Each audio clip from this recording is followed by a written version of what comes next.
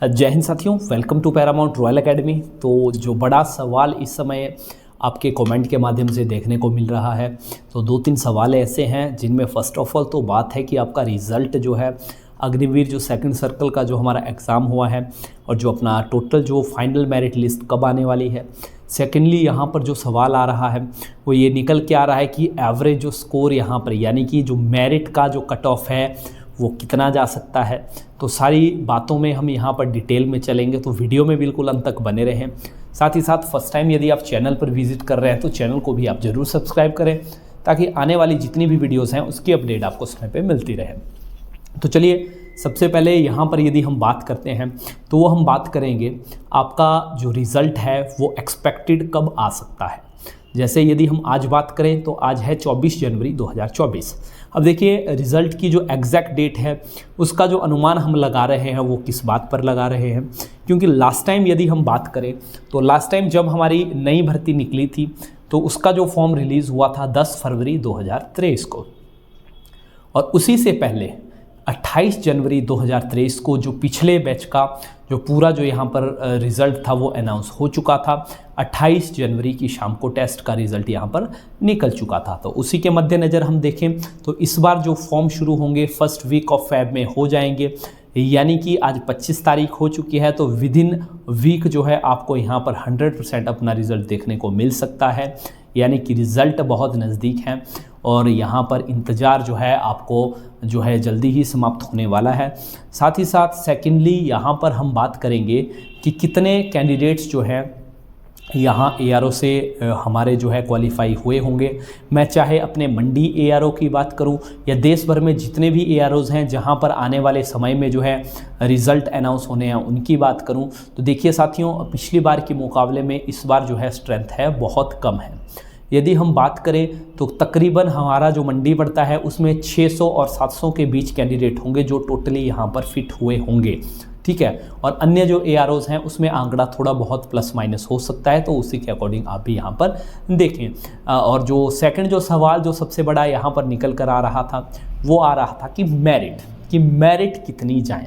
अब देखिए मेरिट की अगर हम बात करें तो मेरिट के लिए आपके लिए हमने पोल भी डाला था, लेकिन पोल में आपने वोटिंग देखी होगी बहुत ज़्यादा वोटिंग हो चुकी है, यानी कि जितने कैंडिडेट है उससे डबल वोटिंग हो चुकी है, तो वहाँ से भी एग्जैक्ट अनुमान नहीं लग पाएगा। लेकिन देखिए दोस्तों यहाँ पर रिज़ल्ट की मेरिट की बात करें तो कुछ चीज़ें मैटर करती है। यहाँ पर हम कंपेयर करेंगे जो हमारा पिछले का रिज़ल्ट था उसके बाद। देखिए तो सबसे पहले जो लास्ट टाइम जो भर्ती हुई, सबसे पहले हम चलते हैं उसके क्वेश्चन पेपर का जो उसमें रिव्यू था या क्वेश्चन पेपर का जो लेवल था उस पर, और इस बार का जो क्वेश्चन पेपर है यदि हम दोनों को कंपैरिजन करें तो इस बार जो पेपर है वो काफ़ी अच्छा था, यानी कि जीके तो काफ़ी अच्छी लेवल की थी, बाकी हालांकि चीज़ें नॉर्मल थी। तो यानी कि दोनों का अगर हम कंपैरिजन करें तो इस बार पेपर टफ था। पिछली बार मेरिट की मैं बात करूं तो पिछली बार 178 मेरिट गया था हमारे यारों में, ठीक है। और 178 मेरिट गया, इसके क्या कारण थे? पहला कारण ये था कि पेपर का लेवल बहुत आसान था और इस बार पेपर थोड़ा टफ था, ये मानने वाली बात है। सेकेंडली अगर हम बात करें तो उसका कारण था उसमें तकरीबन 1600-1700 कैंडिडेट ऐसे थे जिन्होंने जीडी के लिए टेस्ट दिया था, और वर्तमान समय में मैं आपको बता रहा हूं कि 600 और 700 से ज़्यादा नहीं होंगे जो फाइनल रिजल्ट का इंतजार कर रहे होंगे, यानी कि जो पेपर देने वालों की पॉपुलेशन है वो तो एकदम 50% नीचे हो गई है। साथ ही साथ यहाँ पर बात करें उस समय एनसीसी के 40 से प्लस कैंडिडेट जो है फाइनल सेलेक्ट हुए थे, और इस बार यदि हम बात करें तो आप सभी जानते हैं कि एनसीसी सी वालों का रिटन टेस्ट हुआ है और उनमें से जो क्वालिफाई हुए हैं उनको केवल जो है 20 मार्क्स लगेंगे, बाकी चीज़ें उनको पास करनी पड़नी थी और टेस्ट भी पास इनको करना कंपलसरी था। पहले ऐसा नहीं होता था। तो 280 के आसपास वैकेंसी थी, तो उसमें से 40-45 बंदे अगर एनसीसी के चले जाते हैं तो मेरिट आप देख सकते हैं तो हाई तो जाना ही था। साथ ही साथ पेपर का लेवल आसान, और साथ ही साथ एक और बात करें तो स्ट्रेंथ जो है बहुत ज़्यादा थी। अब तो स्ट्रेंथ भी आपकी 50% है, पेपर का लेवल भी अच्छा है, कैंडिडेट भी जो है आपके कम है, तो जेन्युइनली आपकी मेरिट 178 से काफ़ी नीचे यहाँ पर उतरने वाली है। और जहाँ तक मुझे लग रहा है शायद 160 के आसपास प्लस माइनस कुछ हो सकती है, मे बी 155 तक भी जा सकती है। और इस मेरिट की अगर हम बात करें तो ये मेरिट जो है डिपेंड करती है वैकेंसीज़ के ऊपर भी कि वैकेंसीज़ कितनी रहती है। तो अभी के लिए हमको ये मान के चलना है कि हमारी वैकेंसी कम से कम 280 ही है, ठीक है। वैकेंसी अगर ज़्यादा होती है 300, 350, 400 अगर वैकेंसी आती है किसी भी एआरओ की मैं बात करूँ, यदि लास्ट टाइम से ज़्यादा वैकेंसी आती है तो हमारे लिए प्लस पॉइंट है, या हम कह सकते हैं कि हमारे लिए एक गुड लक है, एक लकी चांस है कि वैकेंसी ज़्यादा आई है।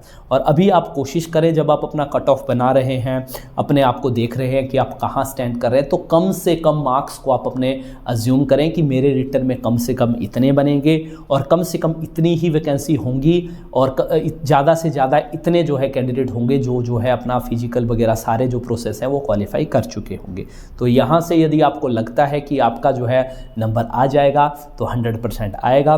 तो अज्यूम यही करें कि ज़्यादा से ज़्यादा लोगों ने जो है यहाँ पर सारी चीज़ें क्वालिफाई की हैं और वैकेंसीज कम से कम रहने वाली है, और ज़्यादा अगर वैकेंसी आती है तो हमारे लिए प्लस पॉइंट है।